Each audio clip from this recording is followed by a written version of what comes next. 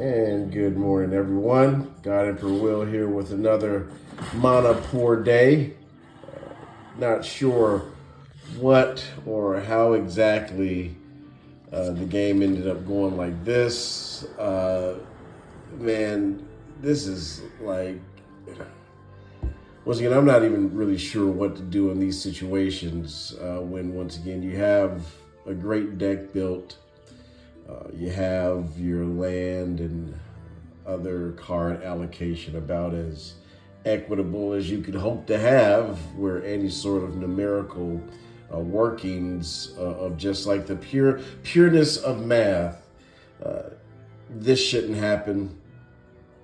Once again, there's no other way out of the deck sizes here to get anything else out of the decks, so it's not like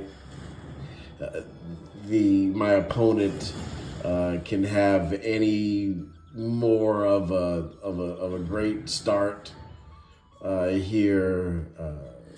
As you can clearly see, I started the match at a clear mana disadvantage. Here we go again. This is poor. I can't even stomach this. I'm gonna have to concede this match.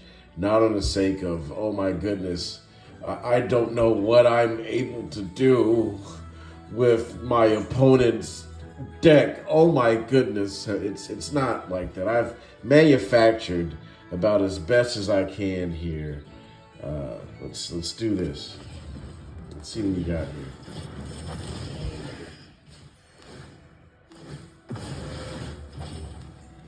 There's nothing that we can do at all. I'm gonna have to concede this match. That's just poor. I had just won a match. I was wanting to get this one fresh because it was just kind of at the start still, and where folks are able to see the clear land allocation shortfall in the game mechanic. Like, that's just, it is not all you want to win all the time. Yes, of course, when you're competing or doing something at that sort of level, of course you want to win all the time. Of course, you know that's just not entirely possible. Yes, you can go on stretches of where you're undefeated, but as far as winning every game for all time, that's not a realistic expectation. So that's not what that is.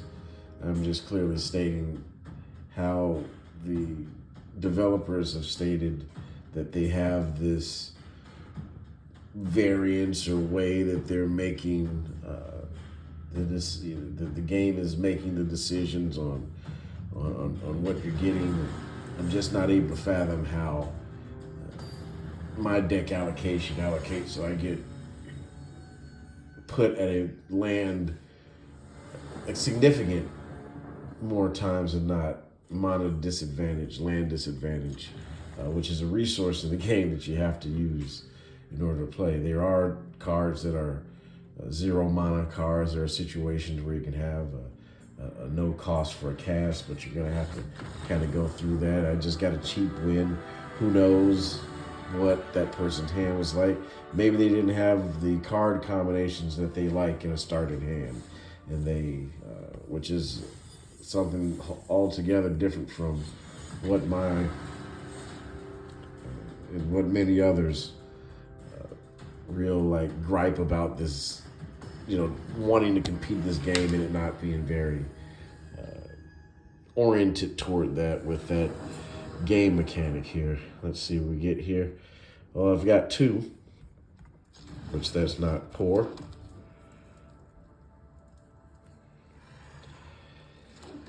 Let's see how this match goes. This is fresh here. This is in the early part of the game. I'm not faking that, oh, here's a white aggro deck. Yeah, you see them on the thing, so not gonna get past that.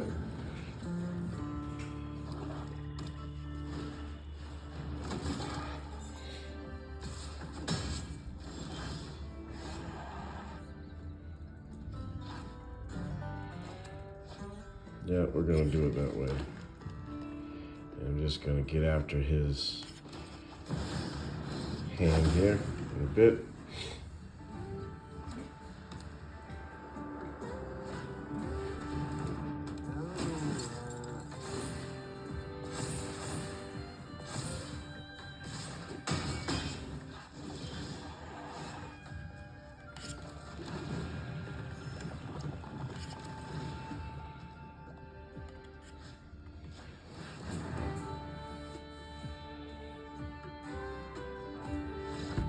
Look at that. Did I have fun in the match? And I'm glad that we were able to catch this in the beginning. So we know from what is available in information, readily obtainable. This isn't conspiracy theory talk or disgruntled, poor player ability, confirmation bias. The developers have stated that, in the available material for the game. So, walkthroughs or frequently asked questions, those sorts of things.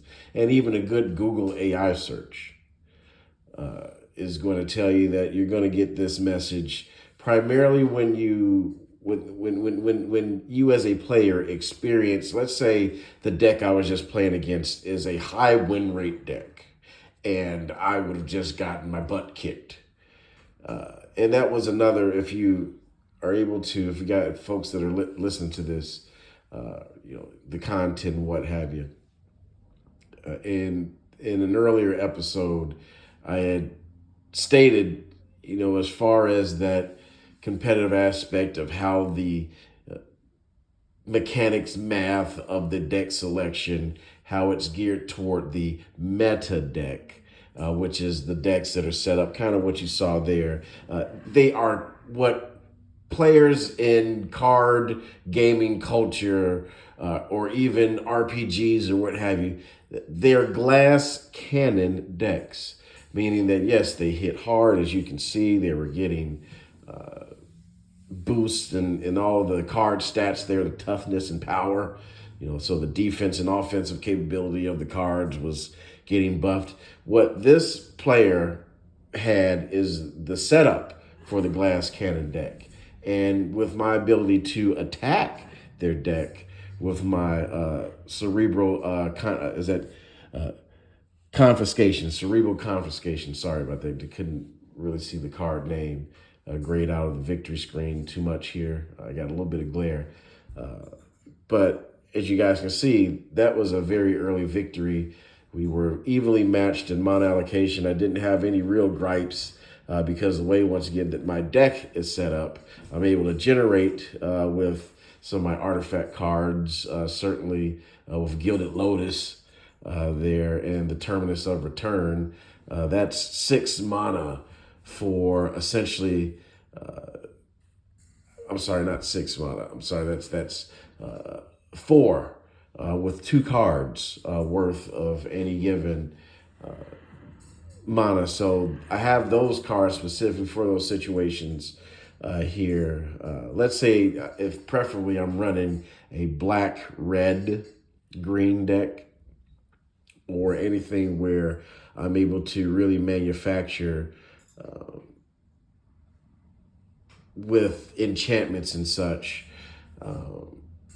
ability to generate treasure tokens and things that are going to increase my available land allocation there, where it's colorless or all available land colors in a treasure token there.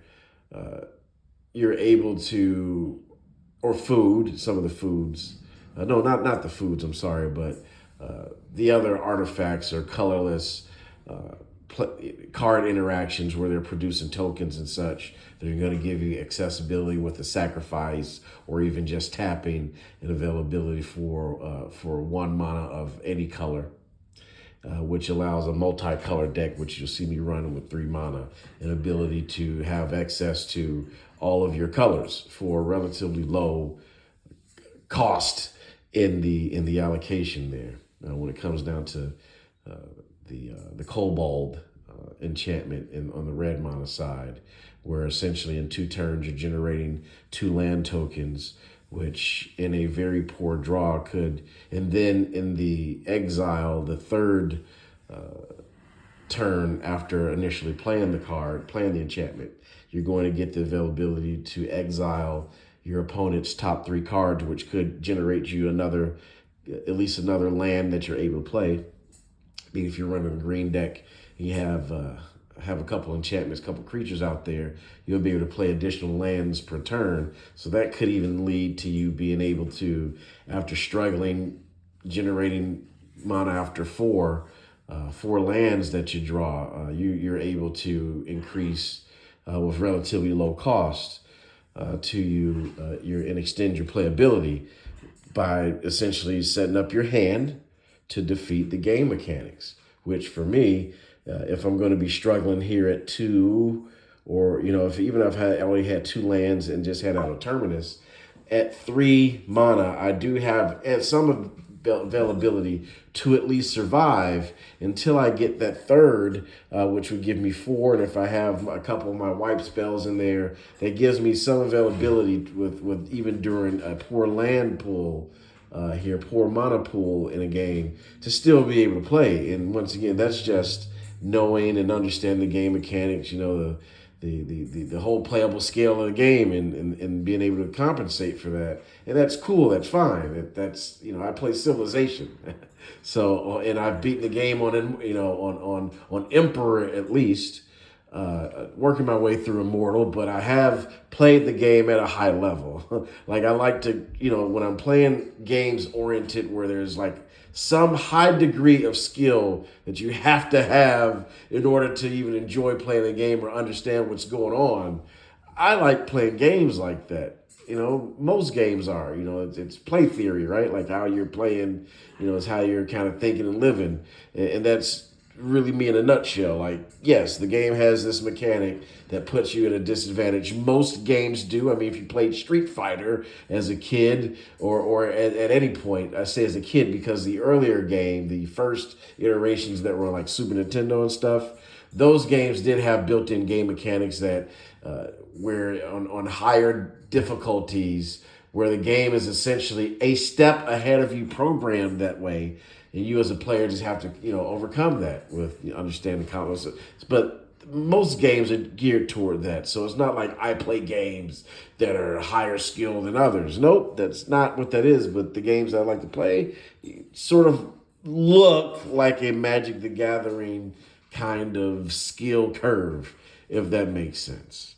So this notion, like I say, I'm not saying that it's rigged. Most games are, like I said, I play Civilization. We're like expressly built into where you're setting up your game, no matter what. And you're choosing your difficulty levels. You're going to Immortal and Emperor and all those things like that, and Deity. Okay? So, and it tells you, the AI receives large bonuses to improve their play. So most games, I mean, heck, we had a conversation in an earlier episode about how even in pro sports, rules are geared to manufacture more points because more points equals, excitement and such, okay? Just does. So yeah, okay, they want to make money. So, hey, you got to always pay to get the better cards. That's understandable. What's not understandable is how you'll have a game mechanic where it expressly built in, if someone does have one of these meta kind of decks, low mana cost, which is fine. Once again, you just low mana cost for low mana cost. Meta deck meet anti-meta deck, as we've just seen here, how I was able to get a win to break up a Glass Cannon meta deck, meta themed deck. Anybody that's played here, once again, this isn't, white aggro again or black aggro again or whatever. People are going to see things and say, hey, I want to play like that too. So if someone hears that a deck is a high win rate deck, and as you saw in the question there, I didn't generate that. That was like as close to live.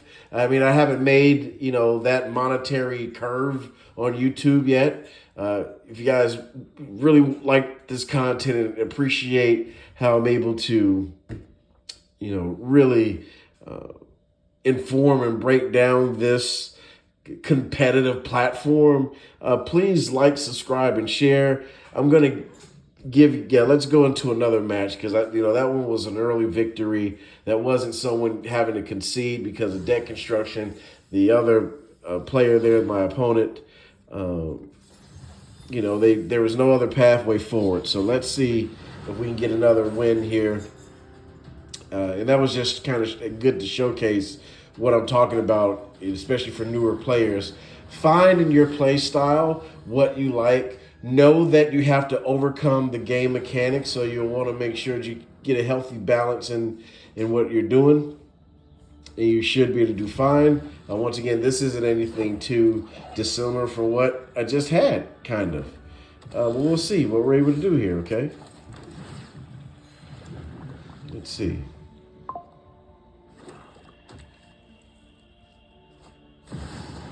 Got a Super Shredder out.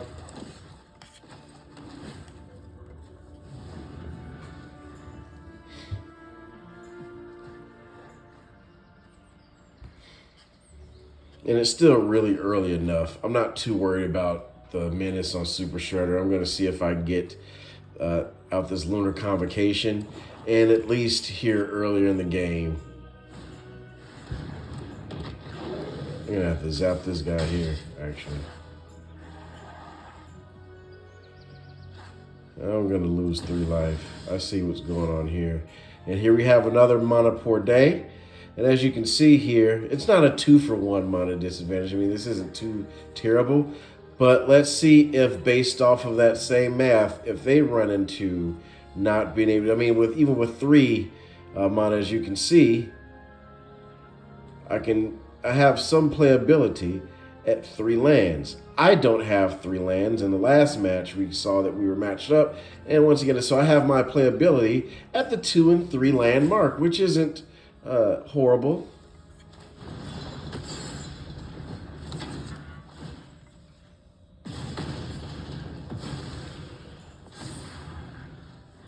I'm still not worried because I would have cards that can deal with this, but I can't do that if I don't have any lands allocated. And once again, I definitely have. This isn't representative of my deck construction. It's not. I'm not gonna. Once again, I'm careful enough that I'm able to appreciate, and that's just something. So that's a bonus. This is a bonus. This isn't a starting land allocation. And as you can see here, I'm really suffering here. And it's not of my own design. This is not representative of my deck construction. This is not. Okay, having the 2 is understandable. I'm not even sure how many draws after that first one that this one was. I just know that this is still very early. Look, so this is all starting here. This extra one, so this person has, I am at a 5-to-1 disadvantage. I've been at 1 here. We're going to have to wait here, but let's see how I can think myself through this.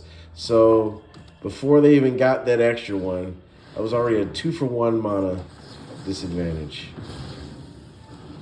Wow, how great, huh?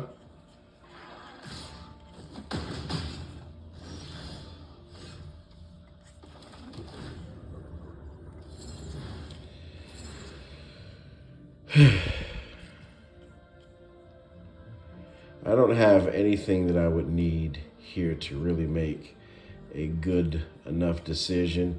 This is going to generate me 2 life. This has menace. He's going to play this, so losing my ability to knock that out.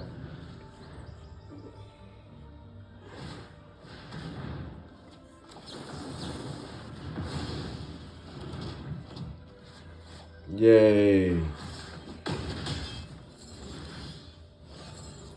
How great is that?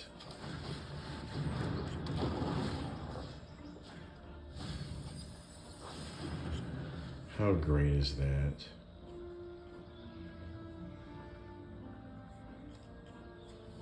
Let's see if he actually plays another land. Nope.